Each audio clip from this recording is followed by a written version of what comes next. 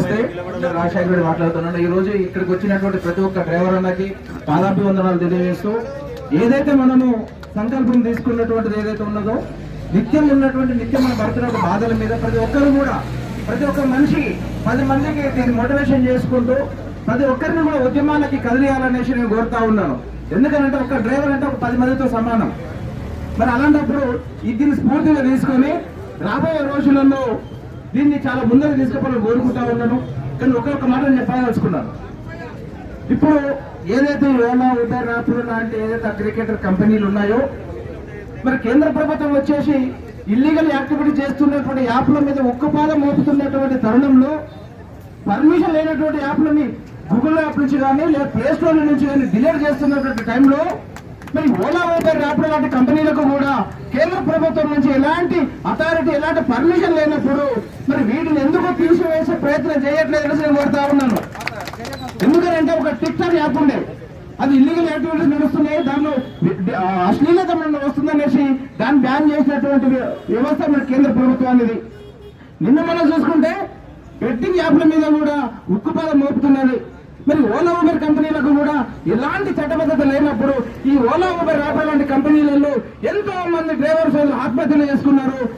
Address లేనటువంటి కస్టమర్ల ద్వారా దోపిడీలకు గురైనారు, వాహనాలు ధ్వంసమైనాయి. మరి వీళ్ళంతా డ్రైవర్లు గారా? వీళ్ళంతా మనుషులు గారా? మీరు మీ కళ్ళ కనిపించట్లేరా? మరి అలాంటప్పుడు ఇలాంటి యాప్ల మీద కూడా మరి మీరు ఎందుకు ఉక్కుపాదం మోపట్లేరు? ఓలా, ఉబర్ లాంటి యాప్ కంపెనీలు కూడా ఈక్వల్ టు బెట్టింగ్ యాప్లు ఎంత ప్రమాదమో ఈ అథారిటీ లేనటువంటి యాప్లు కూడా అంతే ప్రమాదం. కాబట్టి మా విన్నపం ఏంటంటే ఈ ఓలా, ఉబర్ లాంటి కంపెనీలను కూడా ఆ విధంగా నిషేధించాలనేసి ఈ సభాముఖంగా నేను తెలియజేస్తున్నాను. Thank you. ఈ కార్యక్రమంలో విజయవంతంగా పాల్గొన్న ప్రతి డ్రైవర్ అన్నకి ఓట్ ఆఫ్ థ్యాంక్స్ చెప్పేందుకు మన వినోద్ ఓట్ ఆఫ్ థ్యాంక్స్ చెప్పాల్సిందిగా కోరుతున్నాను. ఇక కాంగ్రెస్ వాళ్ళు ఏదైతే పెట్టిందో ఓలా, ఉబర్ యాప్లు కాకుండా ప్రభుత్వం ఒక యాప్ తయారు చేస్తున్నారు. ఆ యాప్ మీద కూడా కసరత్తు చేస్తుంది. ఆ పూర్తి విశ్వాసం ఉన్నది. యాప్ కూడా 100% ఎందుకంటే దాని మీద యాప్ అనేది ఆశమాషి కాదు. గవర్నమెంట్ ఒక స్కీమ్ తీసుకున్న తర్వాత ఫెయిల్ అయిపోతే గవర్నమెంట్ ఫెయిల్ అవుతుంది. సో దాన్ని ఏ విధంగా పక్కనకి చేయాలనేసి సమానం, ఎందుకంటే నేను అస్తమానం రాజకీయ గారి దగ్గర పొందుతున్న కమిషన్ తీసుకుంటాను కాబట్టి మాకు ఇంటర్నల్ ఉన్నట్టు ఇన్ఫర్మేషన్ ప్రకారంగా దీన్ని ఏ విధంగా చేస్తే సక్సెస్ రేట్ ఉంటారు. ఓలా, ఉబర్ లాంటి సంస్థ తట్టుకోగలగాలి. కస్టమర్ తట్టుకొని ప్రజలకి భారం కాకూడదు, క్యాబ్ డ్రైవర్లకి అన్యాయం జరగకూడదు. ఇట్లా వీళ్ళన్నీ జరిపి యాప్ తయారు చేసే ఆలోచనలు ఉన్నాయి. ఆల్రెడీ దానికి తెలిసి ఒక 60% మూమెంట్ అయిందండి యాప్ కూడా. ఈ 3 కనుక అయితే డ్రైవర్ల సమస్య ఇది 100% జరుగుతుంది.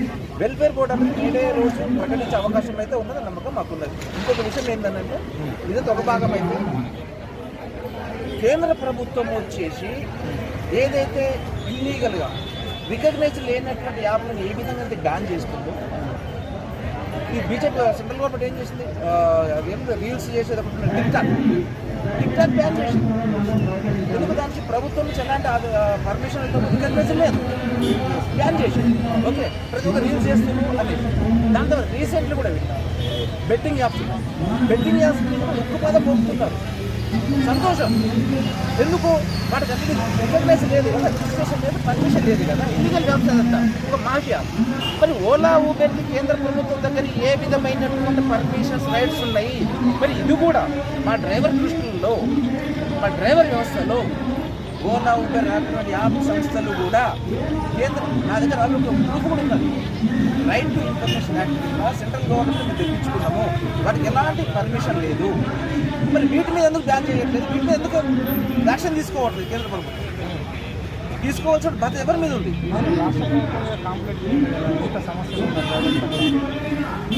దీని మీద ఎంతమంది గెలవలేదు, ఎంతమందికి ఇవ్వలేదు, ఈ సమస్యలు ఉన్నాయనే కదా రాష్ట్ర ప్రభుత్వం యాప్ తయారు చేస్తున్నది. కేంద్ర ప్రభుత్వం సంబంధం లేకుండా నా తెలంగాణలో ఉన్న బిడ్డలు, నా పిల్లలు, నా అన్న తమ్ములు అనేసి యాప్ తీసుకురావడానికి ప్రయత్నం చేస్తున్నది. మరి దీని మీద కేంద్ర ప్రభుత్వం యాప్ మీద ఎందుకు పనిష్మెంట్ తీసుకోవట్లేదు? ఇది బెట్టింగ్ యాప్ల ద్వారా 100 మంది 1000 మంది ప్రాణ త్యాగాలు చేసుకున్నారు, అప్పుల పాలైపోయి. ఇదే ఓలా, ఉబర్ కంపెనీలలో కూడా ఇప్పటి వరకు కూడా 1500 మంది ఇబ్బంది పాలైనారు, సూసైడ్ చేసుకున్నారు, దొంగల దోపిడీదారులలో దెబ్బలు తిన్నారు, కార్లు పోగొట్టుకున్నారు. నిత్యం ఏదో ఒక మూలాన్ని జరుగుతూనే ఉన్నాయి, దాడులు జరుగుతూనే ఉన్నాయి. ఇది కూడా ఒక మాఫియానే కదా, ఇది కూడా ఒక బెట్టింగ్ మాఫియా అంటే ఇది కూడా ఒక మాఫియానే కదా. దీన్ని ఎందుకు కట్టడి చేయట్లేదు కేంద్ర ప్రభుత్వం? దీన్ని ఎందుకు దృష్టి మళ్లించట్లేదు? అంటే ఓలా ఊబర్ అండ్ బడా సంస్థల వల్ల కేంద్ర రాష్ట్ర ప్రభుత్వం, కేంద్రంలో ఉన్నటువంటి అమిత్ షా మోడీ గారు వాళ్ళకు రావాల్సినటువంటి గుర్తులు వస్తున్నాయి కాబట్టి వాళ్ళు వీటి మీద సౌజన్యాన్ని ప్రేమ చూపిస్తున్నారు, వీటిని పట్టించుకోవట్లేదు. ఎందుకంటే ఓలా కంపెనీకి బ్రాండ్ అంబాసిడర్ నరేంద్ర మోడీ గారు, దానికి పర్మిషన్ లేనటువంటి ఒక కంపెనీకి ఎలా బ్రాండ్ అంబాసిడర్ ఎందుకు ఎంకరేజ్మెంట్ చేస్తున్నారు? తప్పు కదా. అంటే మీకు ఇన్కమ్ వచ్చేది అయితే ఒక రకంగా ఉంటుంది, ఇన్కమ్ అనేది ఇంకో రకంగా ఉంటుందా? కాబట్టి మా డిమాండ్ ఏంటంటే ఏదైతే కేంద్ర ప్రభుత్వంలో మోడీ షా గారు ఉన్నారో ఓలా ఊబర్ ర్యాపిడో లాంటి యాప్ తీసుకున్న కంపెనీల మీద కనుక వాళ్ళు ఉత్పాదన మోపి నిషేధించకపోతే ఇది కూడా ఒక పబ్లిక్ యాప్లకు అవుతుంది. మేమందరం కూడా అదే సోషల్ మీడియా కింది కదా నరేంద్ర మోడీ గారు, మేము కూడా అదే సోషల్ మీడియాలో వాటి మీద ఎండగట్టడానికి